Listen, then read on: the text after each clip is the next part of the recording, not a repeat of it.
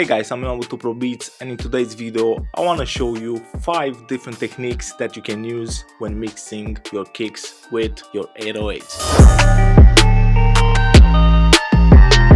So one of the most important things when mixing urban music, trap, rap, hip-hop, all those genres is having a solid low end with a punchy kick. I've struggled a lot with how I can achieve a really nice blend and a really nice balance between my kicks and 808s. I want to show you 5 techniques that are pretty useful when it comes to mixing low end. I will talk about volume automation, I will talk about using RBass and similar plugins that you can add more sub information to have a really big, a really strong and powerful 808. I really hope that you enjoyed this video. Please subscribe, hit the like button, let's get into it. So today I'm gonna use one of my old beats. It's a really simple beat with a kick 808, some percussions and just a simple melody.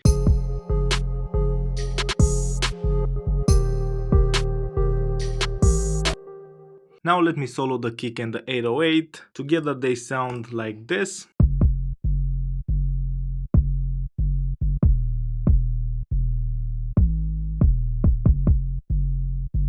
As you can hear, the kick doesn't have enough impact. The kick and the 808s sound mushy. They do not blend really well together. And the first technique that I want to show you to make your 808 sound better with the kick is volume automation. I've started using this technique because I saw Jason Joshua, I don't know if you know him. He's an amazing mixing engineer and he did a mix breakdown where he showed this technique. I took it, I tried it out and I've started using it. It does help in certain situations. So you basically automate the level of the 808 when the kick hits. As you can see, we have the kick hitting here. The beauty of this technique is that you can make the curve however you want. Let's say you want just the transient of the kick to duck the 808, or you want the entire body of the kick. The possibilities are really endless with this. I usually go with 5 to 10 dB of volume automation. Let's go with 10 so we can make it a bit more obvious. And let's make it a bit more shorter so just the transient of the kick hits. From this point you just have to copy and paste the automation every single time the kick hits. Move to the next kick, paste.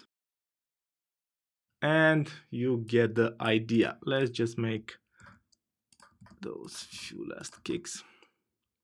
Make sure that every single automation is on time. And let's play now and see how this sounds. First I will play the kick with the 808 without the automation and then I will engage it.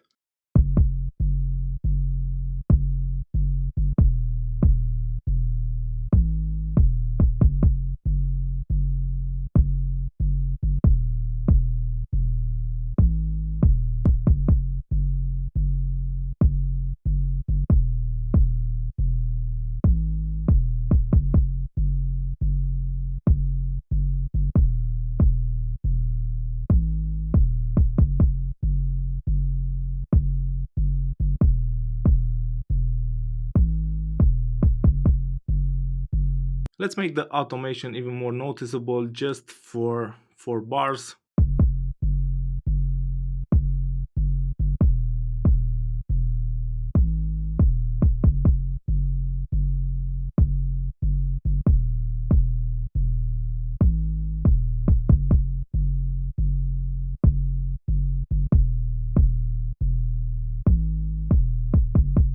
Let's make it a bit more longer. Let's see how this sounds.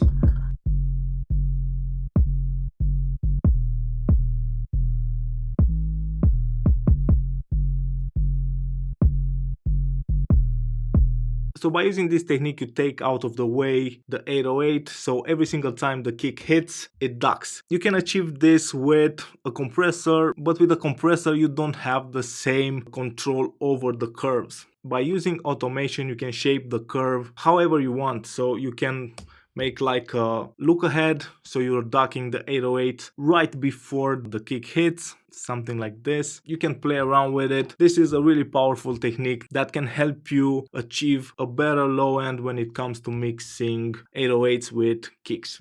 Now let's move to the second technique that I want to show you, and this is adding more power to your 808. That means bringing the level down a bit and using a plugin like RBass to add some super low end. And this is with the RBass. And let's make it super low.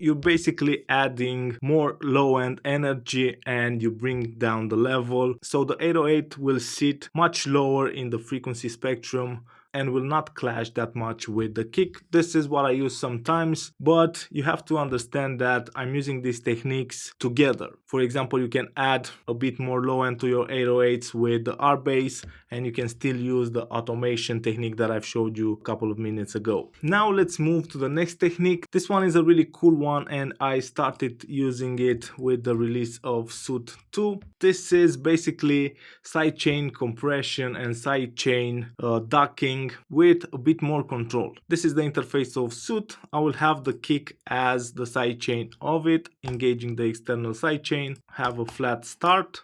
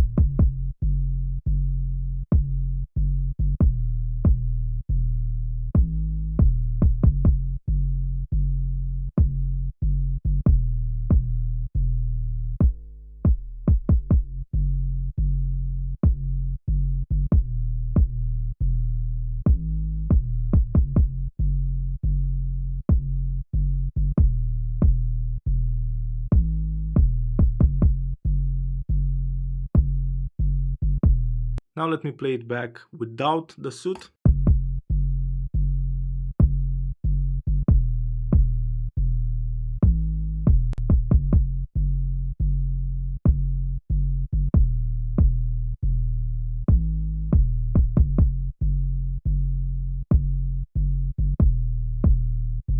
This technique is really powerful because it ducks just specific frequencies that are clashing from the kick with the 808. You can just have the fundamental of the kick hitting hard and ducking the same frequencies on the 808, hard hitting kick without messing with the power of the 808 too much. The next technique that I want to show you is using complementary EQ. You're using an EQ to boost something on the kick and you use another EQ to cut on the 808.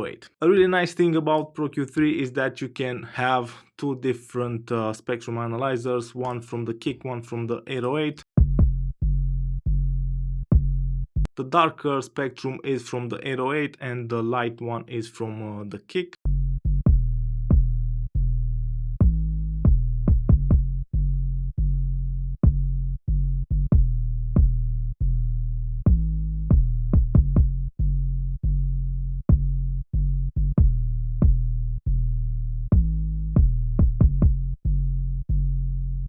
And you can see where the clash is happening. Let's say that we boost the kick at 70, cut the 808 at 70.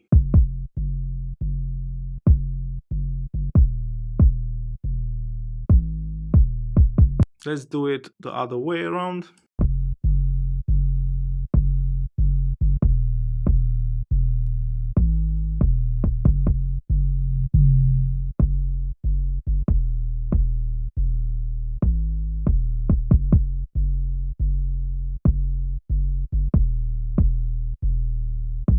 That way you can take some of the frequencies out of the way of each other and you can make the kick and the 808 blend a bit better. Sometimes what I like to do after applying some of these techniques, I like to process the kick and the 808 together.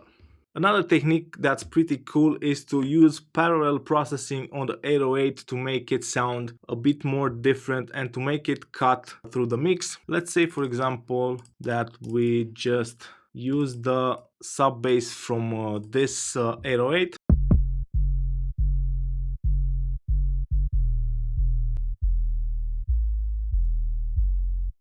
So just the very low end. Let's duplicate the track and the audio, and on this duplicated track you can just make something like this. Use this as a parallel chain with saturation, with distortion, with compression.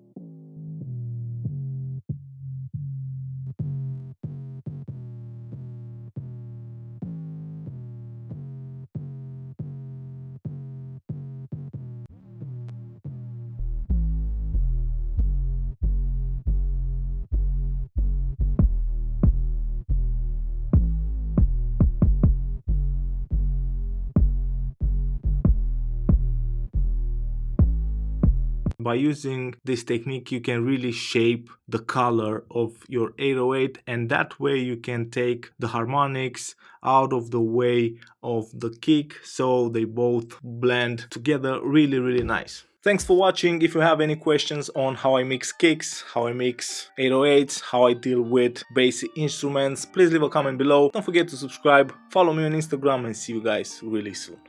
Cheers.